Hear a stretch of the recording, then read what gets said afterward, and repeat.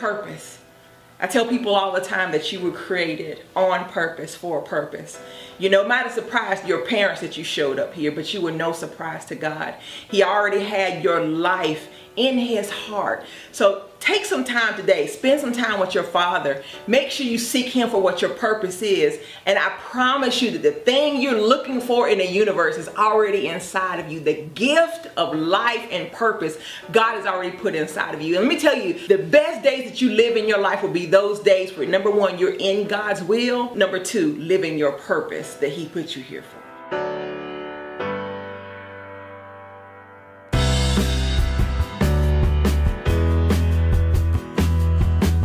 I'm so excited about today's show. If you watch this show for any amount of time, you'll know this show is completely different from the start. We have a special roundtable discussion, all women, because most roundtable discussions on this show end up being the men's show. So we've never had a full women's roundtable discussion. So I'm excited about this being the groundbreaking show. The guys can step over for the day. The women gonna do it today. But we are gonna be talking about the honor code for women. This is a part of my What Mama Never Told Me series. You guys know we've done that show before. We've talked about pregnancy and menopause and some of everything on What Mama Never Told Me. But today we're gonna talk about the honor code for women. And it's based off of the book by author, and you see him sitting here. Our special guest didn't know he was gonna be a co-host, BD MCNeal. So before we even get started, what has happened since we saw you last? What's been going on with you? Oh, a lot has happened. I think the last time I was on the show, I was mentioning that I was continuing my book tour. That's what I'm calling it. Went back to my hometown of Lancaster, South Carolina, and it was phenomenal. It was absolutely phenomenal. I mean, naturally, people came out because they knew me, but I was able to get a very important message across, and we just happened to be able to sell some books, so it was awesome. Well, I'm excited about what you're doing. I mentioned it on the men's show last week because I told them, I said, look, we're having a show next week called The Honor Code for Women, and I read one honor code. And all the guys were like, yes, yes. I was like, all right. I said, and a guy wrote the book, and they were like, really? So they were excited to hear that you were going to be here sharing with us. Also on the show today, she's en route. If you guys don't know her, she's here. Who? I'm talking about Lanita. Oh, see. All right. Lanita Mitchell Blackwell is on the way, who is actually my publisher and your publisher, and also my business coach, and founder of Bold Favor Magazine. She's an accountant. She's a lawyer. She is the dopest human being that I know. Indeed. I have to say that. Indeed. And the biggest server that I know. And I'm going to edify her before she even gets here, because when I met her, and I've told this story before, I was on Facebook, and there was a clip of her doing a seminar at Georgia State. And I was like, who is that? I was so excited about, her passion and her message.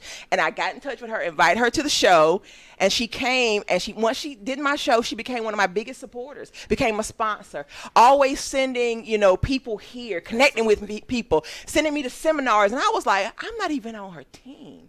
What if I was on her team? And so I called her up, and I was like, look, we need to make an official partnership. I said, because if you help people like this and you're not you're not, affiliated with her, I wonder what would happen if I joined the team. And I joined the team, and everything exploded. I'm totally a witness of that. She is absolutely phenomenal. I'm quite sure I wouldn't be this far with the book and this message without Lanita's help. I mean, she's amazing, resourceful.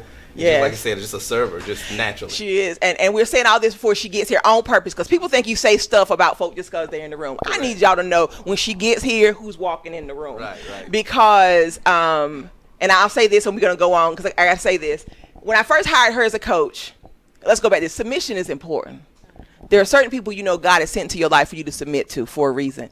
So I knew that, but I didn't submit, and so she was telling me to do stuff, and I'd be like, nah, I'm not doing that. She'd be like, well, do this. Nah, I'm not doing that either. Nah. And then finally she says, Regina, she says, who's more successful right now, me or you? I said, you are. She said, who is already further down the path that you're trying to go down, me or you? And I said, you are. She said, doesn't it make sense if God has connected us for you, and he divinely sent me to you? Right. For this appointed time, that you would do what I'm asking you to do. I said, you know what? You're right. And so when I came into 2017, because this was the end of the year, I told her, I said, whatever you tell me to do, I'm going to do it. I said, if I don't like it, if it don't make sense, I'm just going to do it. And when I made that commitment, everything changed. You're telling the truth. Everything changed. And it's like, she'll tell me to do something, I'll be like, man, I just don't want to do it. And then I'll do it, and then she'll be like, see, I told you, if you just...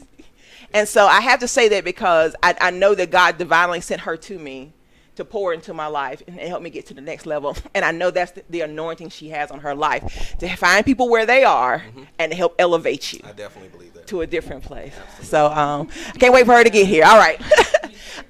So our guest for today that I don't think now you have two special guests you brought with you. Are they familiar with? Did they read the book in the honor code? Indeed, they did. All right, because we were thinking that you were going to bring people who had read it, and then we'd have some others to have. Absolutely. So I'll let you introduce your two special guests.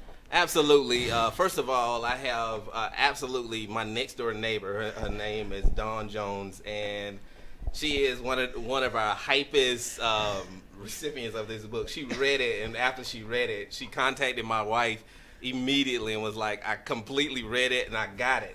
And I think that's what I enjoy about it, that she completely gets the message, because the message is very, very powerful. And she's been a major supporter, has been promoting the book for us out there. And I was like, I got to bring you on to this show. Yeah. I mean, clearly she'll be able to really give insight based on how it affected her. So I'm very excited about that. Also, I have Loie Chambers. Loie Chambers is in the building. She's another person that, just like Lanita, was very important during our transition of writing this book. She is the editor of my book. Yes. So naturally, she read the book. Loie was important for me because, like I said, the message that God gave me, that's in me, I can talk about it all day, but then put it on paper was different. Like, how do I impress on paper the way it's in my heart? Yeah. She was able to help me bring it to life. So I got to give her credit for that. So Loie Chambers. Awesome.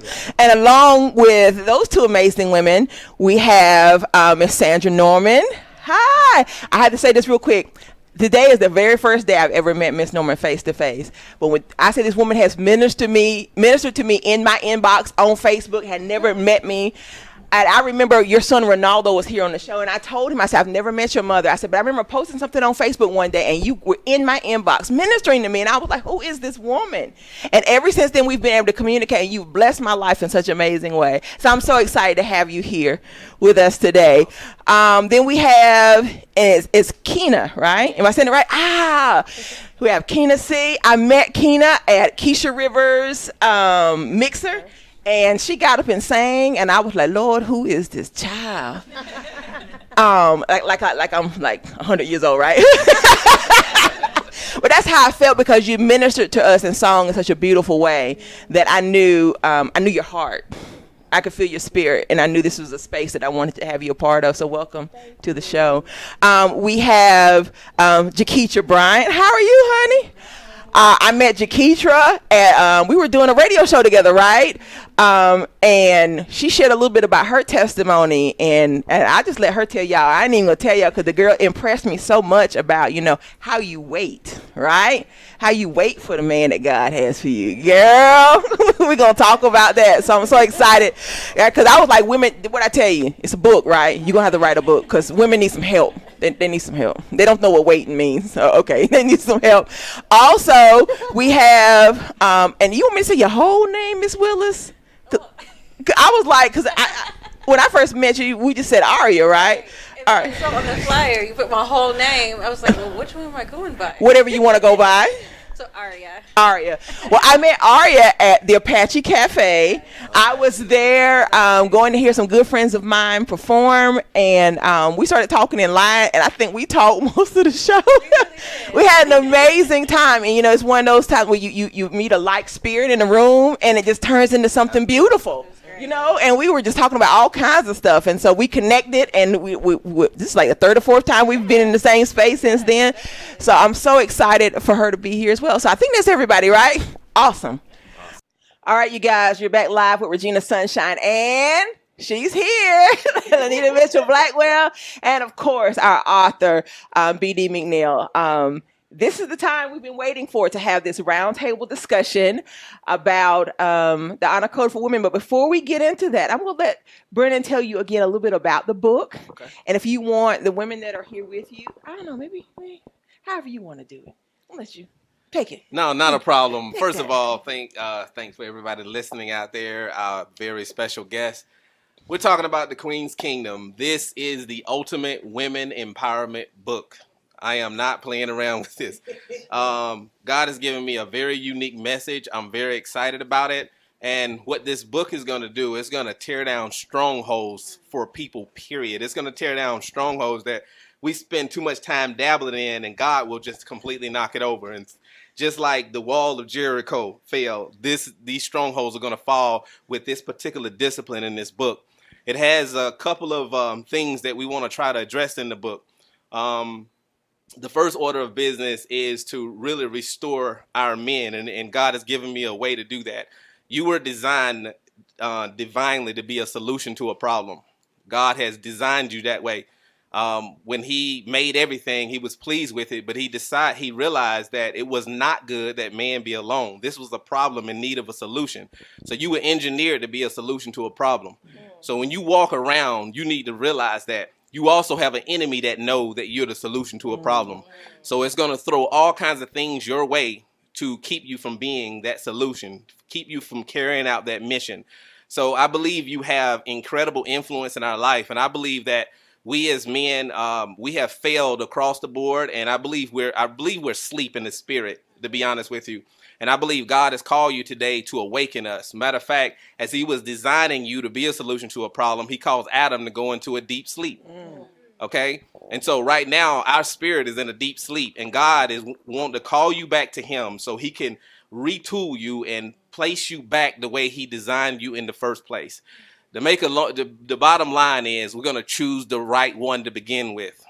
It's going to be, and that's what the honor code is going to, if we can get women across this nation to follow the honor code, I'm telling you, strongholds will break, and you'll see when we begin to read the honor code. And also, the second part of this book is addressing, and God, he's given me a message of sowing seed in season. I grew up on a farm. I'm just going to keep it real. I'm proud of that. I grew up on a farm, and the first rule of farming is you must sow seed in season. Right now, over 70% of our babies are born out of wedlock in the African-American community. That's 70% of our seeds sown out of season. Okay, so if we sow them seeds properly, and that's where you come in. It's about saying that you're not worthy to sow a seed. You're not worthy to sow a seed, and we must sow in season. So it's very dynamic. It takes you on different journeys. It speaks to 4 different women. It speaks to the wife. It speaks to the single lady. It speaks to the mother, and it speaks to the mistress. And so it's very, very powerful. And the honor code is reoccurring throughout the book. And as we read the honor code, it'll make sense of what we're trying to do. So there it is. Y'all ready? Y'all ready? So what we're going to do is Mr. McNeal has the honor code. Anything you want to say before we get started? No, let's roll. All right. He's going to read them one, and then we're going to discuss it. And then we'll read another one to discuss it. So we're going to make our way through all 14 in this time period. And if we don't, for some reason, that just means it's supposed to be a part 2. It's all good. So we're going to make it do what it do. You ready? Let's do it. All right. All right. We're going to, once again, we're talking about the honor code for women. It's 14 different steps in this code. And I'm asking every lady to absorb it. And it's important. This entire book is not for an individual. It's for you collectively. For this to work, there has to be a corporate move. So this is a movement, and we're calling it the Women Womb Empowerment. So just keep that in mind. But the honor code for women, we're going to start out with number 1. Love yourself, all of you, especially your spirit. Now, that's important, and especially your spirit is the most important part of this whole thing, because we got to get, part of our movement is to bring out the real queen in you, which is that inside woman. The outside woman been making too many decisions for you, right? You're a walking Cinderella story, because right now, Cinderella is sitting inside of you, scrubbing the floors, while the stepmom and the stepdaughter are getting her groove on out, trying to look for a man. You understand what I'm trying to say? So that's what the first one is trying to say. Can I get a witness out there? So that's what the first part of it is about. It's about getting in contact with the real superwoman, the real queen. It's interesting, Brendan, listening to you saying you have to love yourself, all of you, because I was here a little earlier listening to every last one of our special guests today, and for each of you, you tapped into your purpose when you loved yourself. But it didn't, and it came in season. First, you had to love yourself, then you could listen to the Lord so that He could guide you. But those things had to happen in order. Absolutely. I want you to speak that. I know. I need your thoughts on the first honor code. Oh man. Yes. As you were saying that, I was playing back my experience of this weight that I was in. It started with a fast. And my fast wasn't restricting food. It wasn't just water only. You know, I love those. Those are still great. It was a fast for myself. It was a fast from society. It was a fast from men. And in it, I said, God, I just want to love myself. I want to fall in love with myself. And I want to fall in love with you. And I want to fall in love with my son. And in it, God just began to strip me and prune me. I'm still being pruned. But He began to strip that because that love was necessary. And here I am, the clinician, relationship expert. I'm just like, what you mean I don't love myself? I love this body, all kinds of things. But God was like, not the love I need for you to do. Not the love that's going to serve. Not the love that's going to serve me, serve your family, and really do the ministry I want. So it became a love issue that I didn't have. And that's, oh my goodness, that's so necessary because I couldn't even get past other parts until like I dug myself and fast for myself. That's what's up. Anybody else? One of the women who read the book, your thoughts on the very first honor code. That one, you have to love yourself. You'll take everything on and you'll beat yourself down thinking everything is your fault.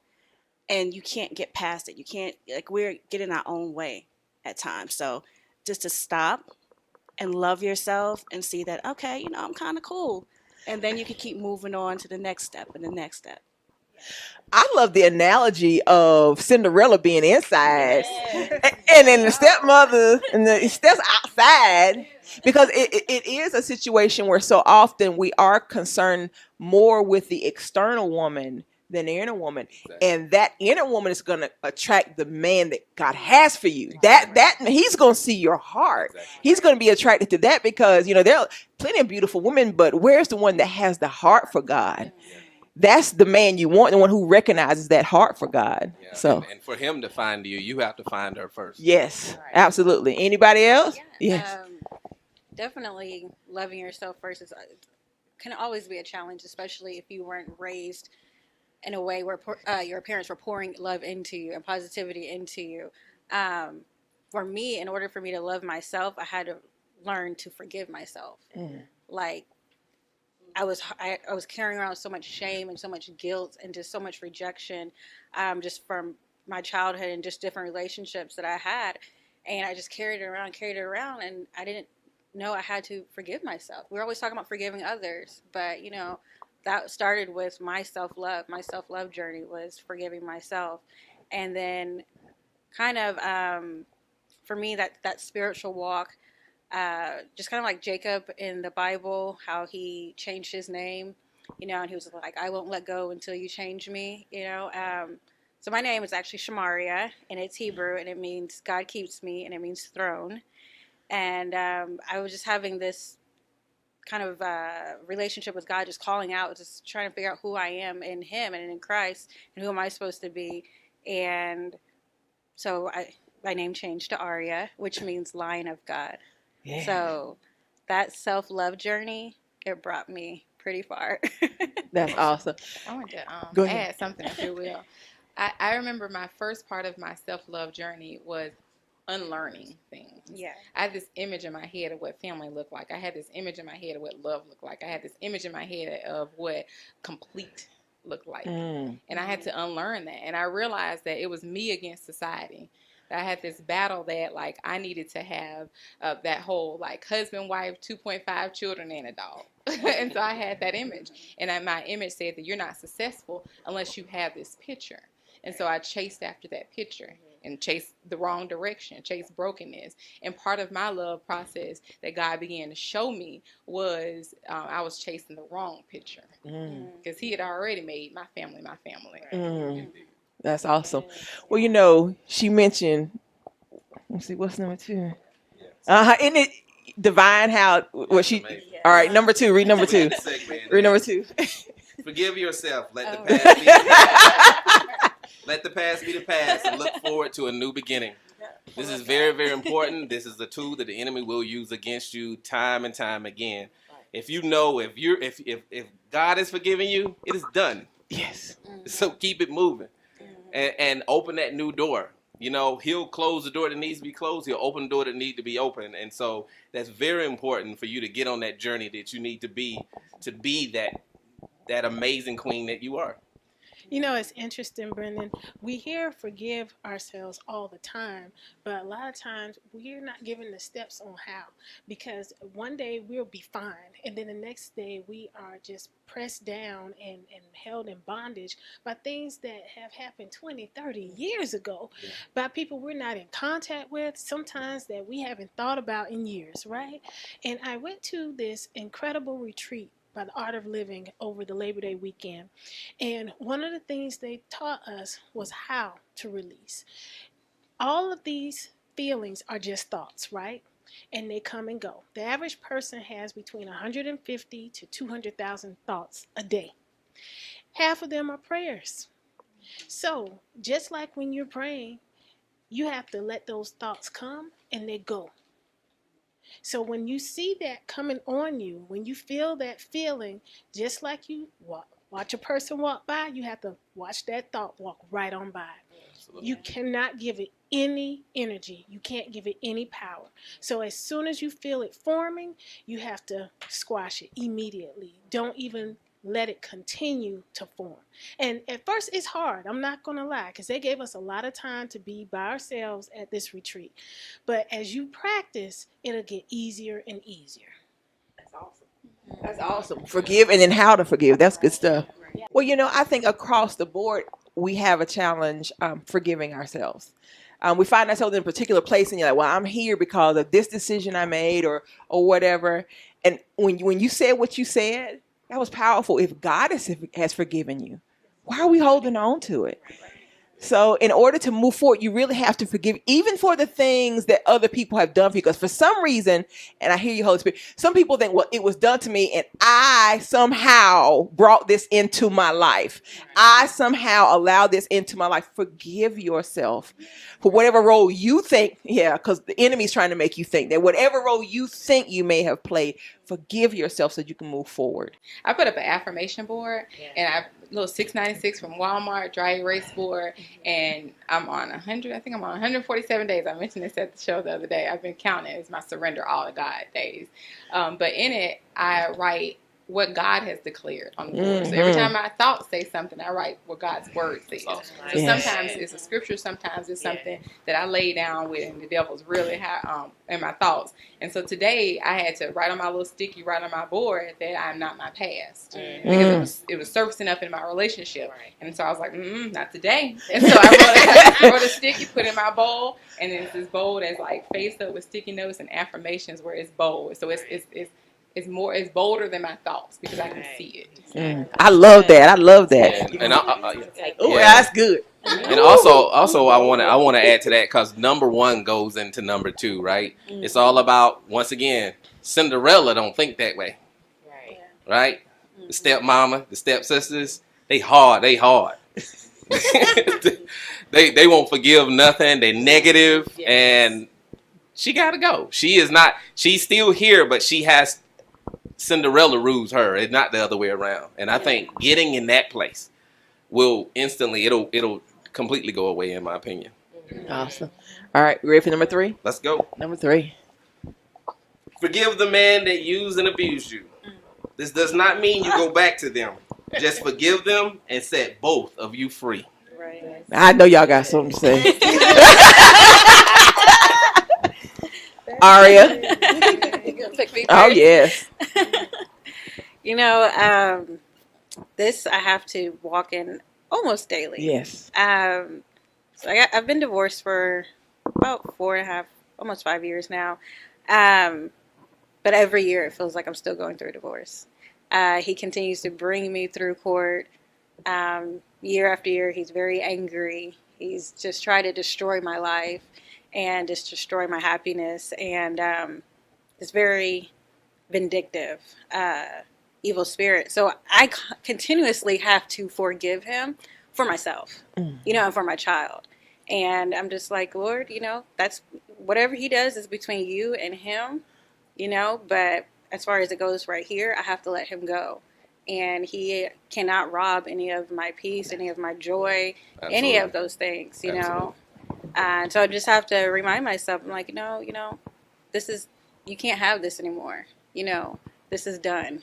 And I walk in that. And whenever I see him, I stand up. I mean, he's like 6'2", I'm 5'2", and I look him dead in the eye. You know, I'm like, I'm not afraid of you. You know, like when we were together, I was a victim, but now I'm a victor. That's right. Absolutely. Oh, that's good stuff. That's good stuff. Ms. Norman, you want to add anything? I see it all over your face. Y'all give her a mic. Give me. You know, one of the things as women, especially when going through something as painful as divorce, things like that, we tend to want to feel that love connection, and sometimes it just goes the opposite way. I think that a lot of times that we can just figure out, we could just find something to hold on to. For me, you know, it's children, you know, and dig deep into that. Find something that you can dig deep into and ask God to help you. Then going the other way and going to the opposite sex, and then trying to feel that love again and feel that need of love. You feel like you need it, but really that love is in God. And I tell you, it gets really hard because divorce is like a death. It is.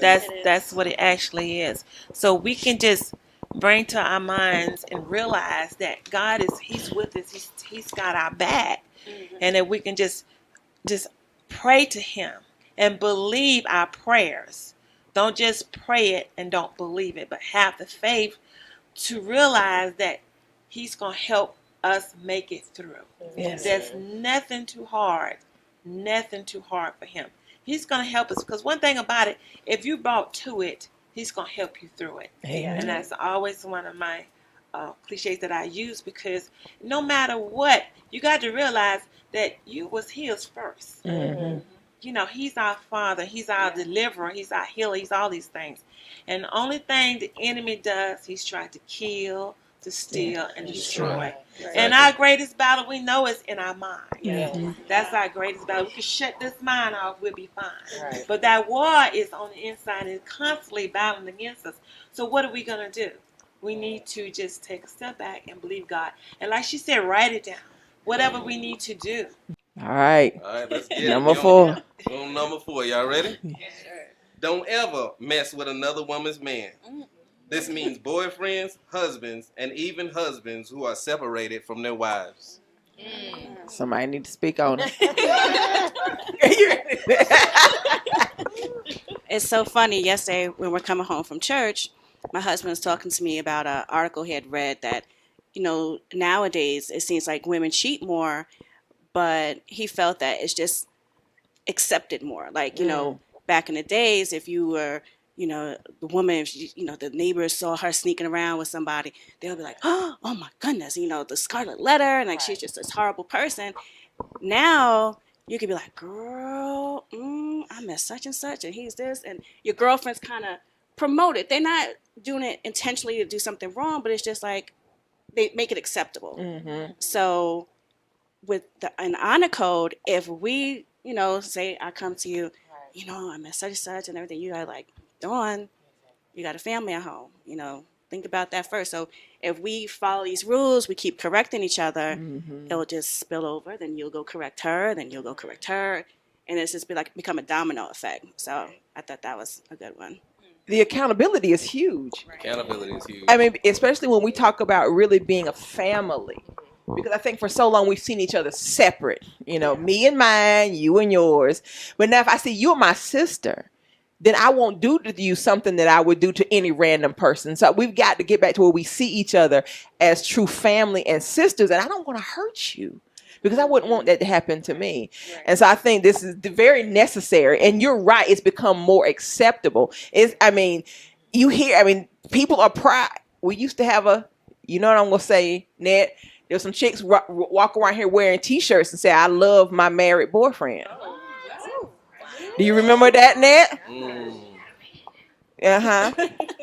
Yeah, the enemy We putting it was on t-shirts now. yeah, we was gonna have a come to Jesus meeting at the station with her. But anyway, but I mean, but see, the boldness, not your kind of bold, the boldness of the enemy to say, I'm gonna put it right in your face, In your and face. I'm gonna walk around, and me and my friends are gonna do this, and we're gonna make this the norm. This is what everybody's doing, and we have to get back to a place where you say, you know what? I don't agree with you, baby. I'm gonna pull you to. I love you enough to tell you the truth. This ain't right. Right. It's not right. And the seeds you're sowing, what's gonna manifest in your life later, you're not gonna like it. So we got to get back to a place where we hold each other accountable to a higher standard. I thought you were gonna say something. Go ahead. Oh, yes. And I think it goes back to number one, the honor code number one, where we love ourselves first. Because if I love myself first, I wouldn't settle. I don't want to settle for someone else's, I don't want to say leftovers, but you know what Yes. I mean. So, and if I love myself that much, I'm striving, I'm aiming to get my own. Mm-hmm. You know what I mean? So I'm not sure why we're normalizing, or we've normalized, cheating, and it's okay to be with my friend's husband or whoever. I just can't get it wrapped around my head. And as a wife, I would be distraught and very maybe angry black woman if, I find myself in that situation or it's happening to me. You know what I mean? I don't know. Like you say, if we all start checking each other, being accountable to each other, and saying, "Hey, that's not the way it's supposed to be," then we probably can go back to the basics of loving ourselves and keeping our relationships sane and saved. You hit the nail on the head. It's a lack of self-love, of self. Because if you love yourself, you know you deserve more, and you don't have to settle for less than. Yes. So that's a huge part of it. What were you gonna say? Well, I was gonna say to appreciate it more because of what the Queen's Kingdom is about. You're gonna collectively send a nonverbal message to these sleeping men. So he gonna think that door is open, but he gonna find out it's not open, and that one's not open, and that one's not open, and then he gonna begin to realize what he has at home is the real deal. Yes. Good stuff. Anybody else? Yeah, I actually, that's what I was thinking of too. I was thinking of about, I don't know if it was about 2 years ago, God gave me the assignment of self-value, self-worth for our women and our men too. And I saw that it was missing in both. It's preached a lot that women, your value and your self-esteem. But I saw that like we're only a reflection of our men. And so I feel like their self-worth is way on. Mm-hmm. But it's a combination of all the codes that we've addressed, from the forgiving yourself to the other ones, to loving, that like if your self-worth is off, then of course, if your value is off, if you don't know the price that was truly paid for you, then of course, like, why not settle? Why not do these things? Or why not like go and be this side person? Because if we collectively look at all of it, everything from our thoughts is telling us that when you're getting old, your eggs are old, or you're a single mother raising a boy, or you've been married before, of all those myths that are told to us, all of that will have us sleeping with this man's man, this woman's man, like all of it, like all of it. Good stuff. Yeah. You got something? Last night I received a text message from a girlfriend that directly goes to this. She said, I keep getting approached by these married guys. She's never dabbled with somebody else's guy, and she lives a really good life. She's always encouraging and ministering to other women. And in fact, she's a relationship coach. And she was like, why does this keep happening? I mean, these jokers are bold. And, after chuckling about it, I said to her, I said, sometimes it really requires us to look within as the kind of stuff that we are sending out into the world. And then a lot of times when people are drawn to us, it's because they're in pain and they need correction. And so when those people come up to you, don't cuss them out and send them on their way. Sit them down and have a conversation and say to them, do you understand what you are saying, that you are not worthy, that your wife or your girlfriend, the person that you're in a relationship with, for whatever reason, you feel she's not enough. And then when they see their behavior in their face like that, that causes correction. But you can't just like tell them about themselves and just walk off. If they keep coming to you, give them the correction that they need. That's good stuff. Yeah, Good stuff. it's tough now, but it's necessary. That's good stuff. All right, next. Next, number 5. Walk away immediately from a man you know is wrong for you, even if he's pulling on your infatuation strings. Matter of fact, run. Now that's real, because oftentimes your spirit is already telling you this ain't it, this ain't it. But he look good and he's, you know, he smell good. Yeah, he got a good job. And so you get caught up in those things. And this is something I tell my friends all the time. The enemy knows what you like. He will send you just what you like, looking like, sounding like, everything. But your spirit already has told you this ain't it. So you got to remember. Yeah, that enemy, the serpent made that fruit look delicious. Delicious. She knew what God said not to, but that fruit looked delicious. But see, that's why you gotta have. But that's why you gotta have good friends. Right. Exactly. Because if Eve had a girlfriend, Yeah. like girl, now you know what God said, girl. Now you know. There it is. I like it. Anybody else? But also at times, we think we can fix them. We think we can clean them up. We think, oh, he doesn't have a bank account. He doesn't have a job, a credit card. Well, I could fix him. I could get him started. And then you get upset when he starts using you or taking advantage of your kindness. So you have to really know who is worth working with and who is not. If you straight up know, then just leave him alone. Don't try to fix him. Yeah. Flee from temptation. Yes. You don't want a project. Exactly. Folks show they're a project when they show up. You know and it. it's not about not loving people where they are. It's not that. It's about having discernment and your spirit. You know God is speaking to you and saying, this ain't it. And that nurturing love, but I can help him. Maybe you might be able to be his friend and assist him in some way, but that relationship can't happen. Anybody else? Go ahead, Jaketra. Go ahead. Well, the key is to listen. Like you said, if the lady has a girlfriend, but what if you don't have a girlfriend, but you have the Holy Spirit or the Lord speaks to you? We have what we call our consciences, right? So you're going down the street and something tells you, you know what, I shouldn't go there today. I shouldn't. Why don't you listen to that voice, right? So if we listen to the inner voice that's telling us, hey, that guy's something's off with him, we should listen to that. So back in the day, really, when I was in junior college, there was this guy. I've been married since I was 22. A lot of years later, I'm still here, thank God. Hi, babes, I know you're watching. But when I was in junior college, and I had this class, it was a computer class that I wasn't really great at, but there was this guy in the class who was awesome at computers, and he realized that I needed help with computers. So he tried to form a friendship with me, like, I can help you. But then I could sense that he wanted more. But then in my mind, I'm already married. My husband is not here because, we're from Jamaica, and he was still living in Jamaica at the time when I was here, married and going to school as a young person by myself for a couple of years. But then the voice keeps telling me, it's fine that he helps you with your assignment, but that's it.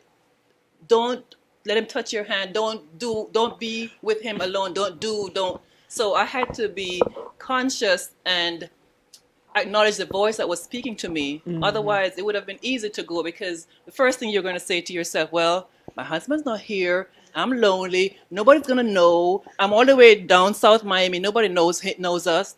So we make excuses for doing the things that we know we shouldn't do. And then when we get caught up in those circles, oh my God, how did I get here? Really? The signs were there all along. You just kept following the wrong path, So that's all I gotta say. That's good. So that's a great example. That's good. That's good. 2 points stood out. About in my waiting. So while I was in my waiting, I think, Regina, that's an excellent point about discerning. I couldn't get to that discerning voice quite yet because I was in my own way from past things. And so with that, I assigned accountability people. And so I had 7 accountability people, but I had to tell them my fears. And part of it, I had to realize in my fears, desperation was hanging in there. And so was this the image that I was fighting against for marriage. And that was attracting people that were broken as well. That was attracting those people who were already with a mate, whatever their brokenness was. But I had to get to a place where I owned that. And I think once I owned that, then it literally shifted. Those men did not come up. Those counterfeits did not come up anymore. Counterfeits. I like it. Go ahead. That's good. All right. Y'all ready? All right. Next. All right. Number 6. Stop playing games because they lead to nowhere. It's a trap, sisters. So don't participate. So explain. Give us that Bottom one. line, we live in a world of games. Matter of fact, they're turning into game shows. It's on TV. We've taken love and just marketed it as a game. And there are books that'll tell you how to play the game, how to play this game. If you stay in that game, you're going to miss your purpose. It's just that simple. What the enemy does, he can't take your power. He can only kind of divert it. He can only just distract you just enough. Let that tick-tock, let the day go by, let the week go by. So if it can get you to play a game, God don't play games, you know. So just hear what God is saying. Stay away from the game so you could hear what he and make room for who he has for you. You know, it's interesting that you use the term game, because I would say about 2 months before I got married, my girlfriend gave me this book called The Rules, and apparently this was the second edition. But it was a book that had been passed on from generations, where they tell you exactly what you need to do to get a man. Mm-hmm. And not just any guy, but like a guy who you would want to marry. And my girlfriend was like, girl, you did all this to get Brian. And I was like, but the difference is I wasn't playing games. I wasn't reading this rule book. I was just living the life that I felt that God wanted me to live. And so I would say, instead of looking at these shows, these reality TV shows, watching these movies, because I think a few years ago there was a movie called Two Can Play That Game. Yeah. You know, all that kind of stuff. If you were focused on yourself, starting with number one, with self-love, there is no time for you to be engaging in that foolishness, because you're too busy trying to make yourself better, make the world better, provide for your family. There's just no time for that. And the right man will see that and say, that's the kind of woman I want. That's right. That's what I want. Exactly. Yeah. Exactly. Anybody else want to address this game situation? Everybody quiet. Were you gonna say something, Maria? I was thinking about the other. What's Steve Harvey had? Oh yeah, I know what you're talking about. Think like a man. Yeah. Like that. How to play the game. Right. Well, I feel like I could write a book of all the games I didn't play and had played on me. You know, but I feel like, especially maybe, I don't know if it's just being in Atlanta or just being a single woman now, just everybody has a game. You know, it's just, even like, I don't even want to date anybody from the church, because I feel like they're running game, you know, because I want some wholesome girl, you know, and they're like, oh, well, she's a good girl, so let me go after her, you know, and I just feel like, sometimes, how can you see past all the games, you know? I mean, I know it's discernment and everything, but some of them are really good, you know? Okay, so my cousins, I'm very blessed to be in a family of really good-looking guys. Uh-huh. And so I would watch them play their little games. And Regina, forgive this, but this is what they used to say. Game, no game, hoe, no hoe. So what I would do is I would watch them and I would ask them. Mm-hmm. All of y'all know somebody in your lives who runs all that stuff and knows how it goes. Run this past them. Mm-hmm. And even after they've left that life, because thankfully 3 of them are in ministry now, and they are doing very well now that they've grown up, right? But that is still an experience that they had, and that they still have that knowledge, and they can help. So I would say, ask them. It's yes or no. Is this person serious? Is this person someone that I need to be spending time with? And they'll be able to answer that question for you real quick. Yes, no. Number 7. Don't get involved with a man who does not believe in God. Amen. Can I get an amen? Do not get involved with a man who does not believe in God. Something I've had to tell myself is, you know, I feel like a lot of men want a woman to submit. And so I have to tell myself, okay, is he submitting to God? You know, and that kind of answers it right then and there. If he's not submitting to God, I'm like, how can you lead me? Where are we going, in a ditch somewhere? You know? Like, no. But BD, tell them about the word submit. Yeah, because you addressed that in the book. Yeah, absolutely. But I love what you said, and I think it addresses it somewhere in the book. You know, clearly the enemy has taken that word. It's taken a bunch of words that God intended for power and turned it against us, to where people have cursed that word. But submit is simply a merger. It is a step toward a merger to greatness. That's what it is. You know, he wants to neutralize us and keep us 2 separate entities. But if you come and become one in Christ, that scares the enemy to death. And so he running every day to figure out how can I put a wedge in between you. But submit is a necessary step toward that. Don't waste your time with a man who doesn't have a plan. Not just talk, but a real plan in action. This has to be addressed because I see this all the time. You know, he gonna figure it out. I'm gonna be there for, and you know, and I hear a lot of men who have a problem with women who are waiting for that type of man. Right. They make it seem like we're asking for too much, or you know, you should be able to work with him or whatever. But again, it goes back to number one, discernment. If this is the man God's told you to be with, that's one thing. You know for sure, without a shadow of a doubt, even if you know he's still digging ditches. Do you understand? But God told you, then there's something that's supposed to happen when you guys partner together to help move forward. But he has a plan. He ain't out there just doing anything. And I know it's not even on there, but you should not. No, I think it is coming up. I ain't gonna say it. I'm gonna say that for later. But for sure, he has to have a plan because he's got to be leading you somewhere. If you're submitting to him, he has to have a plan for where you're going. Right. We're We're not just gonna go to the house and sit on the couch and watch TV. No, baby. What has God told you to do? And whatever he's told you, I'm gonna help you make wherever that is manifest. I think one of the reasons why these guys would come along without the plans because they know women, we are fixers. We are nurturers. The mother, you know, even if we don't have children, we're the nurturers. So we have a tendency to say, you know what, it's not so bad. I can dust it off. I can wash it. I can get some Ajax and scrub it down. So, you know, I can make it work. And we have normalized that behavior where the man doesn't have to lead anymore. He can stay home, watch TV, play video games while we, the women, are out there working and doing the whole 9 yards. 2 or 3 jobs, pick the kids up from school, you take them to after school activities while you're home talking to your boys or just chilling, you know. And we've accepted it so much that it's just normal behavior. So when we as a group who are reading these books and come forward and say, hey, this has to change, they were like, what?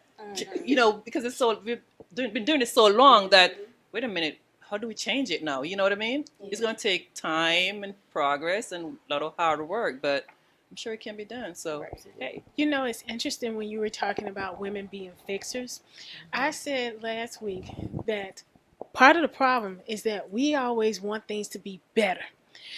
But there are 3 parts to that. Number one, some things were meant to stay broken. Some things were to be repaired not by you. And some things, when they are repaired, it will be later. And so we have to learn how to really embrace that point where everything is not perfect and acknowledging that that's part of God's plan too. Because if you take a moment and realize a lot of times correction comes from pain. And if you're not uncomfortable long enough, you don't get the lesson that was supposed to come. And then you find yourself right back in the midst of mess. And in a situation like this, it's not just you, but that man too. Let him struggle. Let him figure it out. You can be there as a sounding board, but you cannot and should not fix it for him. And that's the same thing with our friends and family, no matter what sex they are. Some things need to stay in a broken state because that's God working too. All right, next. All right. Don't mess with a man who lives with and is supported by his mother or any other woman. Go ahead. You got something? This is a real important one because we, you know, as I said, one of the ladies that we address in the book is the mother. And the mother, we love our moms. I mean, you can't say nothing bad about mom, but there's a point to where the nourishing is expired. I mean, he has to go. You know, birds, it's amazing how birds, you barely got them little feathers and they kick them out their nest. They gotta go. You know, and it is, and I know it's hard to watch sometimes, and even if that young man has to live out a car, let that young man live out of a car. Trust what you've done to get them where they need to be, but they may need that thumping because for men, a lot of times verbalizing to us is just not working. We need some physical manifestation to happen for us. When my kids got to really know themselves, I will always sing the song, I'm the eagle that stirs the nest. The eagle stirs the nest. In other words, you keep taking things out because thorns are on the bottom. The birds got to get out. They got to fly. And I wanted them to know that you're going to be men of standard and you're going to be over your own household. So when you graduate, you go to college, you out my house. You're not come back in my house unless something wrong with you or something wrong with me. Right. But I used to always tell them, the only man going to be laying at my house is my man. You cannot stay here. You cannot. I did. And you know what you got to do, though? You got to make them work. You got to put them to work. Just don't do it for them. You have to make them do it. I said, no, you're gonna make that bed up when you're 4 years old. You're gonna be ironing your clothes when you're 6 or 7. There's certain things you're gonna, and they was glad to go. You make it with it. That's right. That's right. And you got to come in my house at a certain time. You make them go. That's what they do. That's how you do it. We're at number 11. Never use sex to try to get a man or keep a man. It's a gift reserved for a worthy man who is willing to wait for it. You got to say something. Go ahead, I'll Jakeisha. touch on that one. I think reality TV has kind of taken us to a whole nother spin. And because of that, with our bodies and quick fix solutions of buttocks and all that good jazz that's there, I think it is. It's unfortunately, sex sells, or your body and your image, and people are being led by that. And I think it's that instant gratification, because again, like we're fighting our thoughts of I need to have this man, and I need here, and no one's gonna want me because of all these things. And what looks good is this instant thing about like sex. I got sex, I can give them sex, and I think it's a dangerous manipulative like journey. That's unnecessary, but again, it's one of those internal things. Your self-love, your self-worth, the forgiveness of yourself, like they just all go together. Absolutely. All right, brother. All right, number 12, one of my favorites. Make sure your spirit is more beautiful than your outward appearance. Ensure that your spirit rules over your body. I think that's a Cinderella. conversation we've been having from the very beginning. And we have to get back to that place where those are the things we are addressing. And that's one of the reasons I definitely wanted you here, Jakeisha, because when you shared that day and you talked about how you began to work on the inner you, the spirit woman, and that was the thing that you were most focused on, then your whole journey, everything changed for you. And I think women need to hear it from other women, because we are so, number one, we're taught to be competitive and always looking at the exterior. And I always tell women, if you meet another woman, she has a beautiful spirit, go spend time. If you're drawn, there's something about her. When I met Lanita, I knew there's something about her. I wanted to be in her space. I wanted to know what it was about her that was different from everybody else. It was so attractive. And that gives you an opportunity to begin to tap into those things for yourself, so you can begin to work on yourself as well. Anything else? All right, next. Make sure a man takes the long journey through your spirit and not the sprint to your vagina. I love it.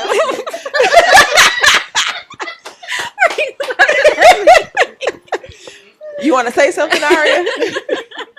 Well, there's a lot I had to say on that, but I read this quote, and it says, "Your naked body should never belong to anyone who doesn't love your naked soul." And I've kind of walked away from that quote a little bit, but it is a reminder. Okay, does this person love my naked soul? Do they love all my flaws? Have they seen all of me, not just the exterior part that's pleasing to the eye, but can they love the brokenness that's in me? The different parts that makes me me.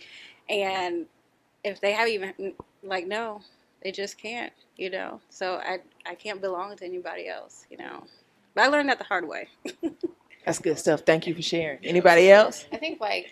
I think having a conversation about like celibacy or abstaining is important. I think we're scared of that. We're scared of what the guys may say, and they may walk away. That's the good thing. Right. If they walk away early, that's very good. And so I do a lot of teaching on the university's campus to my women and men. Like, it's okay. And I have a lot of women who are like 21 saying, well, I want to abstain. But I know people my age aren't, so how is that going to look? I was like, you just tell them, they'll walk away. It's okay. The ones that stay are your ones that are for you. And yesterday, my boyfriend and I, the one I'm in courtship, actually did have our celibacy talk. And we had it more in depth about our direction, where we want to go. And we know God's hands are on our relationship, one, because I had nothing to do with the meeting, and nor did he. And so, but in it, like, we had that talk, and it was such a great talk. But it took us communicating it and saying why we would prefer to wait and what this looked like and what we felt like God's hands were going to do in it because of this. And all the other things that don't complicate it, that come with it, like intimacy, real intimacy, and getting to know each other, and the spiritual self and the direction that comes from it. And so I think anybody who knows that that's a great vision from God and they're willing to wait on it, like, those are keepers. Right. Absolutely. Awesome. No doubt about it. And the last one. The last one is always encourage one another to follow these rules. There it is. It's huge. So accountability, right? It's so important that we're there for each other and we love each other enough to tell each other the truth. My sister Pam is my accountability partner. In fact, the first real conversation you and I had about you coaching me, I had Pam on the phone because I needed her to know what was being said, because I knew she would come back to me. Now, you know what Lanita said on that phone. And that's my sister Pam, and she loves me enough that she is willing to tell me things that are painful, that may hurt my feelings, because it's what's best for me. And I'm thankful that I have women like that in my life. And I told y'all the story earlier. She wasn't here, but I told you the story that who would tell me, I love you, so I'm going to tell you the truth. So I do think it's important that we remind ourselves and each other about keeping these honor codes. Any final words for anybody about the honor codes? I want to say that about the last code, last rule, we have to keep doing that. We have to. I'm so blessed to have such a great support system. The friends in my life, my church, pastor, my friend, New Grand Chapel, AME Church in East Point. It's a great church.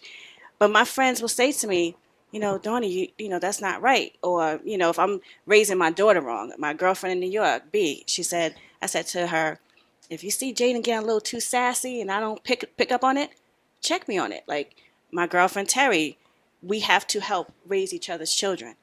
You cannot do it by yourself. Mm-hmm. She's going to see something I'm doing wrong. And that's what women need to be to each other. Mm-hmm. We have to constantly have each other's back, stop trying to hate on each other. Your song is beautiful. Absolutely beautiful. And I wish you all the luck in the world with that. And that's what you constantly have to do. We have to support each other too. And then, get our men on track as well. Absolutely. Yeah. Anybody else? And we got to tell them. When we see our young people, we have to tell them that it's wrong. You don't have to parade your body. You don't have to show it. Not be down on them, but show them love. You can tell people in a loving way, and they'll know that you really mean it. Mm-hmm. And you think they're not listening, but they really are listening. But there's so much stronghold out there with our young people. They want to draw them to this. We know the enemy, that's what he's doing. He wants them to be a part of the end thing. He wants them to be like the newness of it. This is what you can do with your body, and that's all you have to do. All right, you guys, we are ending up the show here. It's been an amazing show, talking about the honor code for women with our author, BD MCNeal. Everybody give him a hand. And so I'm going to allow Mr. McNeil to make his presentations, and then I'll close out with our affirmations.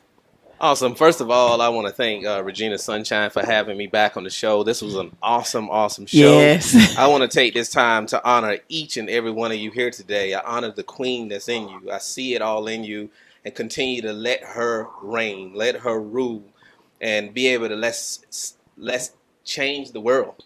Well, to my audience, I thank you so much for tuning in. I leave you with the words I always leave you with. Remember this: God loves you just the way you are. You are beautiful because you were created in love. You were fearfully and wonderfully made. You have the seeds of greatness within you. You were born to live a victorious life. You are brilliant, gorgeous, talented, and fabulous. You are worthy of the best things in life. God loves you just the way you are. You are beautiful because you were created in love. You were fearfully and wonderfully made. You have the seeds of greatness within you. You were born to live a victorious life. You are brilliant, gorgeous, talented, and fabulous. You are worthy of the best things in life.